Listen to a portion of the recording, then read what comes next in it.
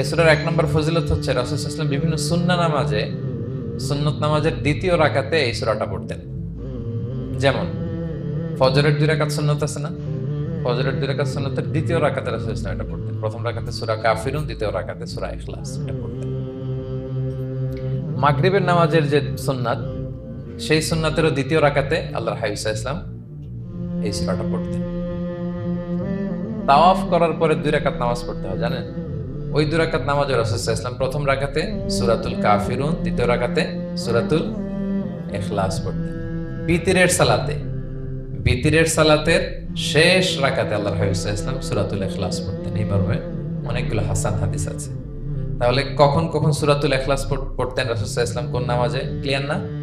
ফজরের ২ রাকাত সুন্নত নামাজের শেষের রাকাতে, মাগরিবের 2 রাকাত সুন্নত নামাজের শেষের রাকাতে, তাওয়াফের পরে যে 2 রাকাত পড়তে হয় শেষের রাকাতে, বিতিরের সালাতের শেষ রাকাতে।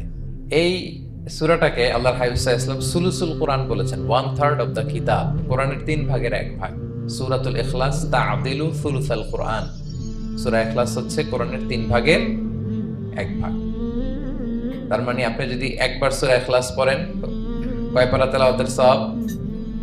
2 বার পড়লে, 3 বার পড়লে, 3 বার পড়লে 1 খতম কোরআনের সওয়াব।